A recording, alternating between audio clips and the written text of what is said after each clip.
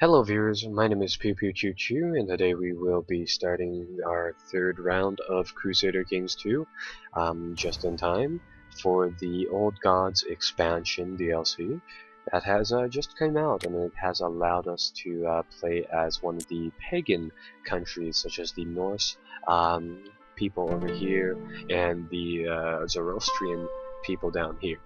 So, just a quick recap of the game. This is a empire building slash role playing game. You can do pretty much anything you want in it, really, and it's a big sandbox. So essentially, you're given free reign. In the original Crusader Kings 2, you were pretty much limited to playing as the regular white people of Europe, is how I would put it, which is the English, the French, the German people, the Polish, and the Spanish people, I guess. And then later on, you were able to play as the Muslims with the where is it? The Sword of Islam DLC, which will allow us to play as the people inside the Middle East and North Africa. And now with the Old Gods expansion, we're able to play as the upper people up here, the Norse people, as I've already mentioned, and we are also able to start on a later date, so it'll add 200 more years to the already large game that ranges from 1066 to 1337 already. So that's kind of that. We're going to be playing as the Old Gods' years here, and we're going to be starting as one particular northern kingdom. We will start as Haraldir Fairhair of the petty kingdom of Osterlandet. Bum bum bum. So like I said earlier, it's a sandbox game to me, right? You can do whatever you like to it, and it's a combination between a role-playing game where we play as a king, a count, a duke, some sort of noble in the Middle Ages. In addition to that, we obviously control a holding, right? A political group on this map here.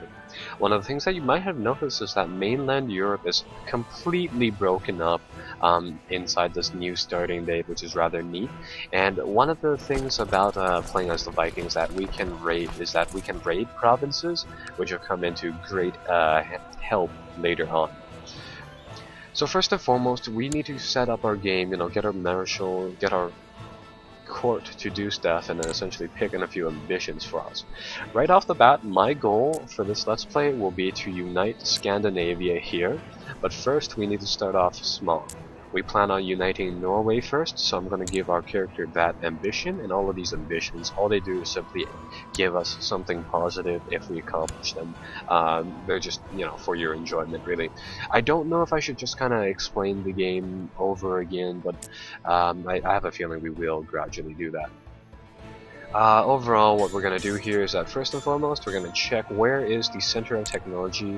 The Norse probably don't have very much, but it looks like down here the Muslims do have a lot of technology. So we're gonna, first and foremost, we're gonna set feudal taxation to small, and we're going to get our council to do some things. Council's members are essentially agents that you have. We're going to send our spy master over there. Oh, quite a different spy master. Send them over there, and then we're going to send our steward to collect money.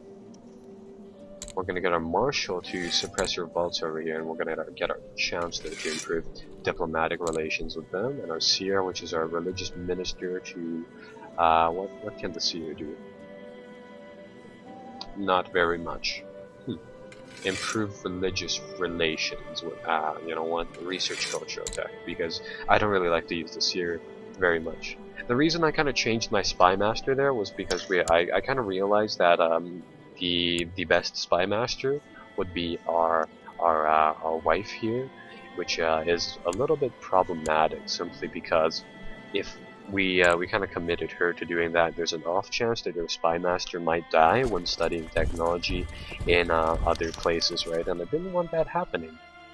And I got my my tax collector here to collect taxes inside our central province and our our marshal to kind of protect him, as in stop riots from happening over tax collection. It looks like and some events are already popping up during the game. A famous writer proposes to compose our family's chronicles. I'm gonna go with that because it gives us a positive trait. My beloved mother has concern that she will not marry alone. She does not matter that much. Essentially, a lot of the game comes down to your personal traits listed here. So we are a skilled tactician who is a hunter, who is quick, who is a patient, brave, ambitious, but envious person. And all of them affect our in-game stats and random events here.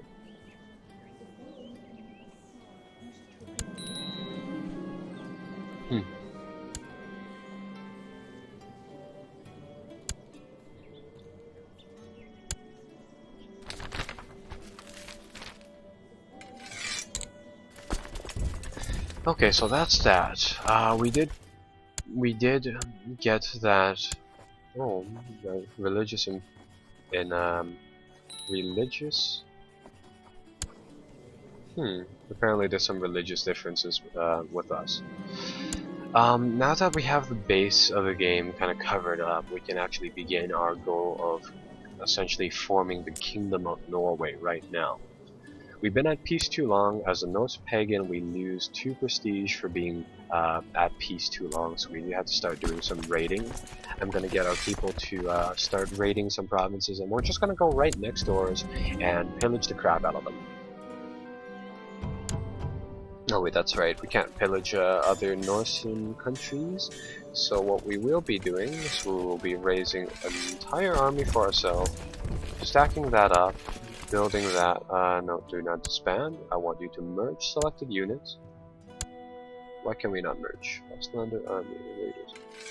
There, merge all of them, turn them into raiders, and we're gonna put people onto some boats. And the first little bit here is us going to war. This is essentially what it is. As a Viking country, we have to constantly essentially bother people and invade them, as gruesome as it sounds, simply because that's one of the primary ways of gaining income for us. And all we will be doing is going to Scotland here. They're Scottish and the religion is Catholicism, so we should be able to raid them. And we should go to trade, no holdings. Just move to a different location, one that's a little bit easier. You might notice that there is this little meter here that says how much loot is protected inside the fort and how much is just kind of set out by itself. And I think all we had to do is just walk around the different areas over here to actually gain money. So right now we have 152 bucks. Yes. One of the events that happened is Bastilos, the king of the Greeks, forms a guard composed of Northern warriors, simply because apparently us northern people are the best. Let's see what is happening. Cannot loot. This province can be looted for every whatever every 4 days. Looting. Okay, so we just had to enter one of these provinces and it looks like the game will automatically loot for us. But unfortunately one of the side effects is that people, generally speaking, don't enjoy us looting, so we will have to attack some of these Scottish people who have come up.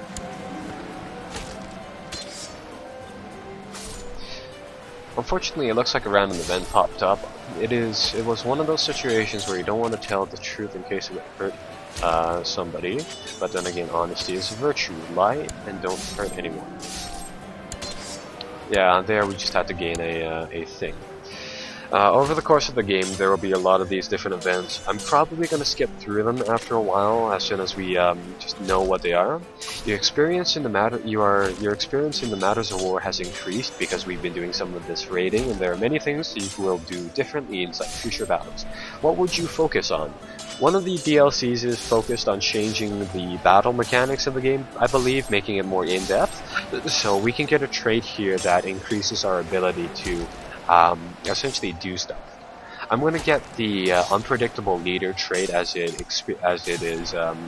It's rather lucky, but if you're able to make a few good rolls with that, you're more than able to do some nice stuff with that. Cannot loot. Oh.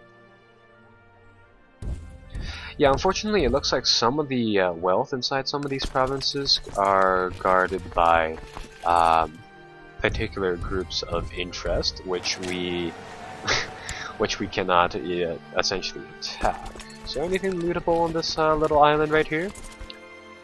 There's a little bit. Unfortunately, our people are not looting. Our fleet is looting, that's why. Oh, our fleet is carrying loot is what it is doing, so all we have to essentially do is just come around here, you know, go around raiding different parties and gaining money for ourselves. So that's going to be one of the primary ways we earn money for our people up here. What I'm going to do is that I'm going to be putting a lot of money into provincial improvements. So I'm going to come here to the 2 provinces I own. We do have control of these 4 provinces right here, but technically we have given 2 provinces to various different nobles, people of nobility to control by themselves, which will make our job a little easier, but it'll cost us the sovereignty or the autonomy of those 2 regions. So unfortunately we cannot control those, but then again we do get a benefit. In the meantime, we're going to do a little bit more of this raiding. I find this a pretty unique mechanic, and we're going to essentially be raiding coastal provinces like this. We're going to be essentially harvesting money. It's a resource gathering operation is what we're doing here. One province is empty. I can notice that the sign changed to red, so we move to another one. One province that is filled with goods now. Unfortunately, it looks like they made it so that I can't actually... Oh wait, no. There we go. That's how we check. Yep, we'll wait until the little bar drains out. That's how much money there is over there. And move somewhere else. Now this is going to absolutely piss off the Irish people. But the good thing is that we are making a ton of money. And what this little meter is all about is that if you have fortresses, fortresses protect a certain amount of loot, and depending on how wealthy the province is, it may be a good idea to just simply conquer the fort, but it doesn't look like Ireland has a lot of wealth, so we don't necessarily need to do that. Lives are more valuable than the coins that they acquire. Excellent news, my liege, I have collected a tithe from one of our provinces, so it looks like our tax collector here has been doing his job, making us the big bucks. And how much money has our galleon made?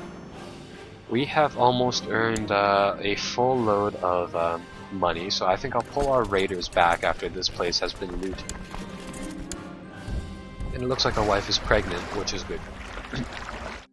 We do need a son to continue our legacy after all. Now that our ships are fine once again, we're going to put into port, and there we go. A fleet full of loot has just returned from raiding. King Hadir Firehair gains almost 170 gold, and we gain some prestige from that. Okay, so now that we've completed a fairly successful raid, we now gained a particularly large amount of money. Our vassals our nobility looks like they're are they mad about us? No, they're not. They don't seem to be mad about us controlling their armies for a very long time, so we're gonna keep them. And because we have that ambition to become the... where did that ambition go? Disappeared for some reason. Yeah, there it is. Become the King of Norway. Because we have this ambition, it allows us to essentially conquer the provinces inside this de jure kingdom of Norway essentially freely. So we're going to invade some of our Northern neighbors simply because we can.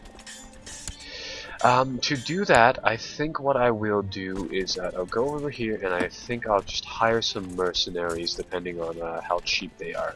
It looks like we can get the Finnish band of mercenaries for only 75 gold coins. They have a monthly uptake of whatever, it doesn't really matter.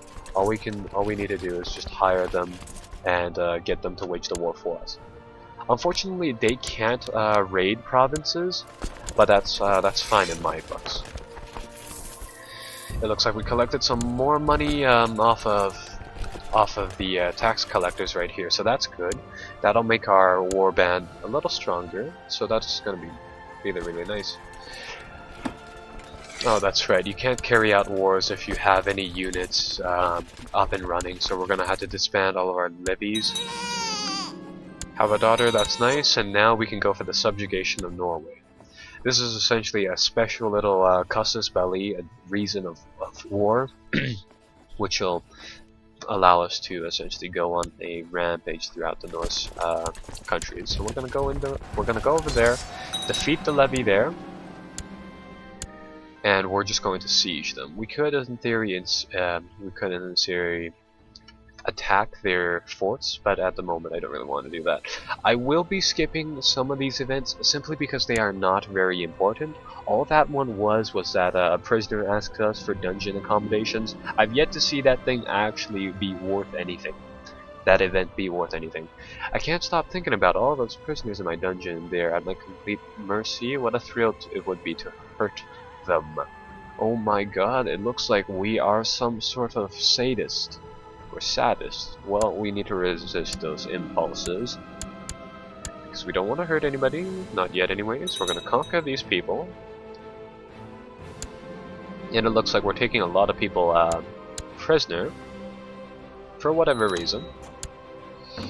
And we will need to subjugate him. So we will enforce peace. We will vassalize or take everything that he has. So we're going to take that province from him. And I believe he retains the province, although it looks like he's actually fairly happy with us, so that's good. Unfortunately, we need another child, so I'm actually gonna go to our army here, and I'm gonna remove ourselves from command. And the reason I want to do that is we're gonna assign I think our uncle. No, it looks like just one of our mayors to command of our personal levy, simply because at the moment, it'd be better to just kind of keep our guy at home with his wife to make some more of those babies for now, than send them off. And because we still have that mercenary band with us, I'm just going to kind of steamroll the first little bit of Norway just for now.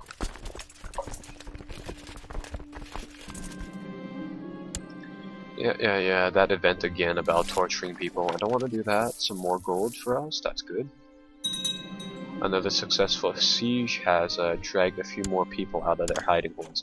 And I think what all that means is that it's just an easier way to get prisoners inside the game. Inside the base game, I hardly remember getting prisoners because, in all honesty, it isn't really that big. It isn't a big part of the game. You can either kill them, keep them in prison, or release them for a ransom or stuff like that. And in all honesty, it didn't really have much of an effect. But this is an event that I haven't seen before. I decided to tour our province to receive the adulation of my subject, but an open carriage took a turn past the school depository, and I suddenly heard a whizzing sound of arrows flying mere inches from my head. My carriage was bombarded by arrows, but thanks to what surely must have been the intervention of Thor, it looks like we got out unscathed. So it looks like assassins tried to kill us. Second Osterlander's subjugation of Norway has ended, and now begins the third. Now going to war with so many people. Oh no, our wife is dead. There might be a few problems that may arise from this, but overall we should be fine. For now, we need to marry a new person, simply because, oh my god, these people are too old, too young. We need to pick somebody good, somebody lustful, yes, you will do. And we want that lustful trait, simply because that makes a lot of kids, and then, just getting a boy is my primary concern right now. So, short-term goals, get a kid, keep our finances in the green, and keep conquering small provinces for the sake of conquering places.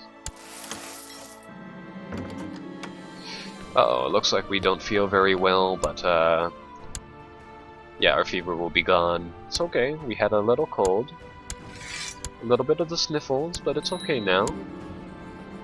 One title can be created. We can create a duchy title for ourselves, which if I go to the Dior duchies here, we have enough. We have 3 out of the 4 provinces required to essentially make another duchy title.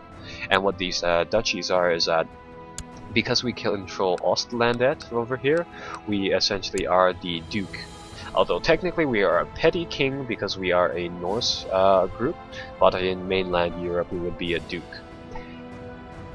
And so technically we're not a king, and I guess that's kind of why we are a petty king. If we form a kingdom, we become a full-fledged king, kind of like the guy inside Italy right now with the golden circle around his name.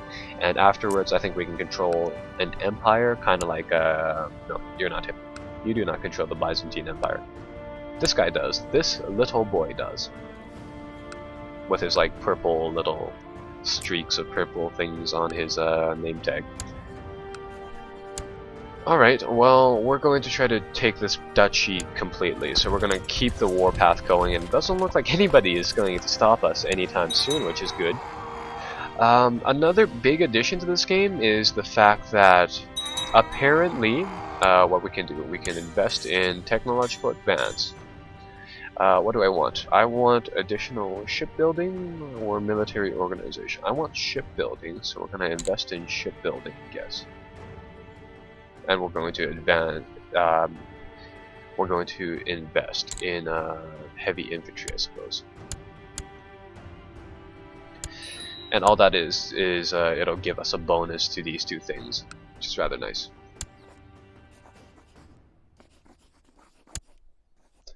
So our conquering is going good. I'm still trying to figure out how to use the Empires' system inside this game, or the Adventurers system inside the game. Essentially, what you should be able to do is you should be able to get the option to... Can I conquer him? This is a valid Cussus Valley. There we go. You should be able to raise, or sorry, you should be able to declare an invasion force. Like, you should be able to openly announce that you're going to invade some people. And apparently what that will do is that will help us declare war on them. There we go. Prepare invasion. That's the feature. So as a Norse pagan, we can declare the intent to invade a place, which will get adventurers and restless warriors to us. So essentially, people who are bored and live dull lives can essentially join us inside our crusade to that particular location and help us invade them. Maybe they don't get enough action at home. Maybe their sex lives are not very great. But essentially that's what that is about. I'm rather surprised we haven't run out of money yet from conquering all of these locations, but that's fine. Hopefully we'll be able to actually form this empire this turn. And move, form this kingdom this turn and move on next turn to do something else. In the meantime, let's hire another band of mercenaries, a bigger band this time of 2,000 men, to go do their own thing. Where is our troop? There he is.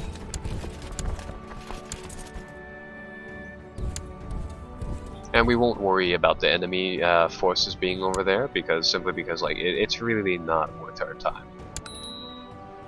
We apparently make more money than we spend, even though our monthly balance is in the gutter. And it looks like our children need some tutors and whatnot, so we're gonna get them to do that. That's fine. Get the people here to siege this province. We're actually going to attack it. I kind of want to see what will happen. Uh-oh.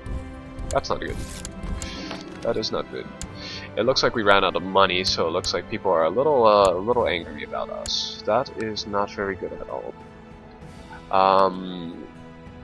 Okay, so they want payment for their actions. However, we cannot pay them because we don't have enough money. It looks like because we bought that other mercenary pack, because we bought that other mercenary group, it looks like we kind of put a little too much money into their pockets, and we didn't enough to keep them there. Looks like somebody is trying to blackmail us. We won't be blackmailed, obviously, and I guess he's going to start a war with us. Yep, our uncle is going to start a war with us. This person is our uncle, I believe. Yeah.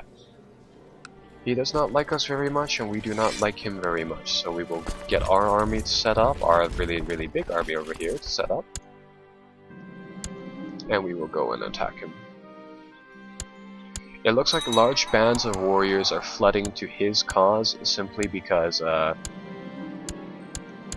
he appears to have the he appears to have a lot of popularity with people, with the bands that we have conquered over here, so people who don't necessarily agree with us, and well, it appears that they have joined his cause. So what we're going to do about that is that we're going to go all the way around to another place and go into, no, there's this gigantic impassable wall here, so we're going to have to go the long way around and go over there, and we're going to start sieging their country tiles. What you just saw there was my monitor's little saving thing pop up. I usually keep this program called Flux on, which it essentially just helps